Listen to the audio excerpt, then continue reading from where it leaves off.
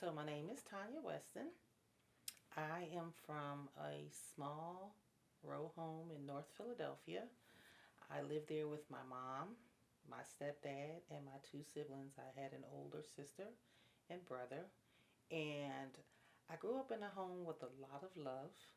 Even though we were a low income family, we had a lot of good times. Some of the most special moments were during the holidays.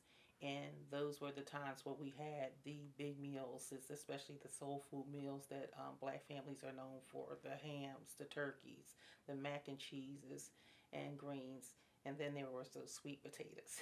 And I really love sweet potatoes. So I basically would ask my mom to show me how to make her sweet potatoes. And that's where I first gained not only the love of eating them, but the love of making them. So I would sort of use my mom's recipe for most of my life. And then one day when I was with my aunt Pat, uh, I sort of tasted hers, and I was like, these are really good. I thought my sweet potatoes were great, but hers were awesome. They were um, sweeter, and they just had this nice texture. And all I could say was, "Hey, like, how did you make these?" And she taught me a little secret about how to make the potatoes taste just right. One of the things that she taught me was to actually put the potatoes in a pot and put them on a very low flame and allow them to make their own juice and sort of simmer in their own sweetness. And what I've done over the years to perfect that is just learn how to put the right amount of like sugar and butter and other spices that make it perfect.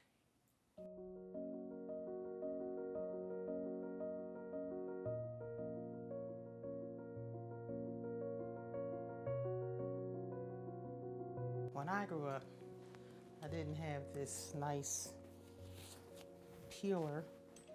We had to use a basic steak knife to peel the potatoes.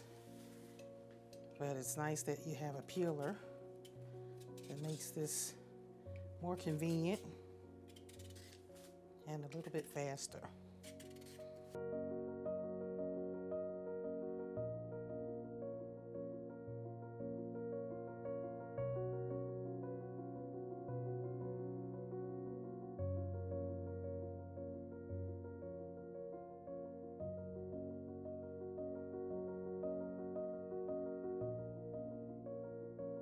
So now that we have rinsed the potatoes, it's time to cut them.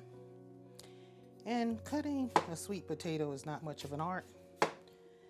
As the chef, you just have to decide how thick you want to slice your pieces and if you want them large or small. It depends on the potato size. For me, I usually sort of cut them kind of thick, but then I cut them in half. Now, yes, I have rinsed the potatoes, but they will be going through a second rinse before they go into the pot.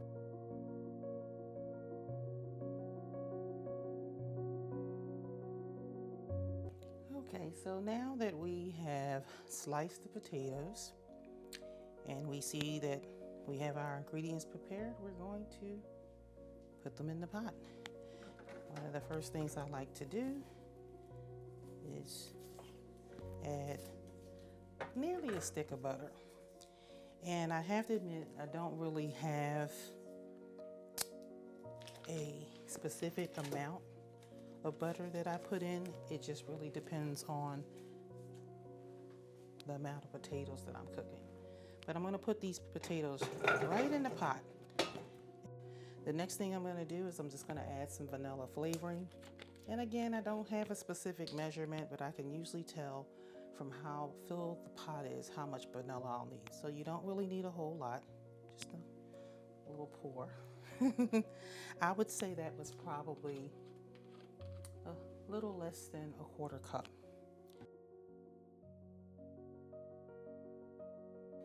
We're ready to start cooking. So we're gonna put the flame on super low. So catch you in a few.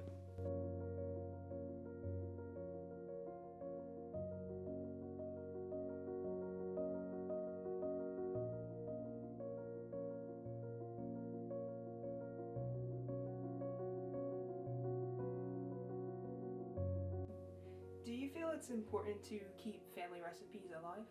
Oh, absolutely. I think that having family recipes year of after year, generation through generation, is one of the things that makes family special. You know, when you think about your grandma's cornbread, or you know, Uncle Joe's greens, even my husband, he makes great ribeye roasts and things like that. And it seems like it's a simple thing, but it's something that you just look forward to, you know, devouring when you go to a meal and everybody talks about it. It's like they're our way of bonding.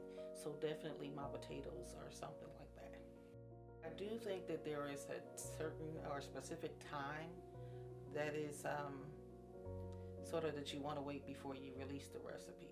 Like, I don't just give it out to just anyone. Like, for example, my daughters, um, it was about 15 years, maybe 16 years before I taught that recipe to my daughters. And that might have even been a little soon in my book, but they seem to be ready for it.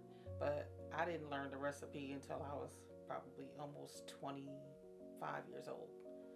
So, yeah.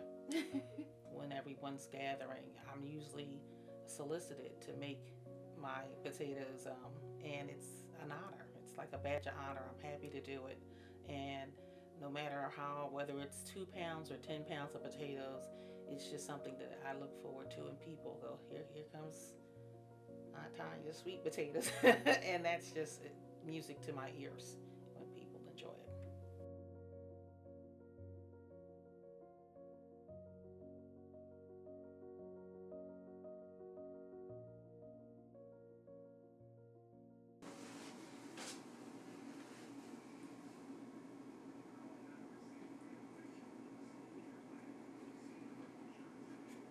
Are they good?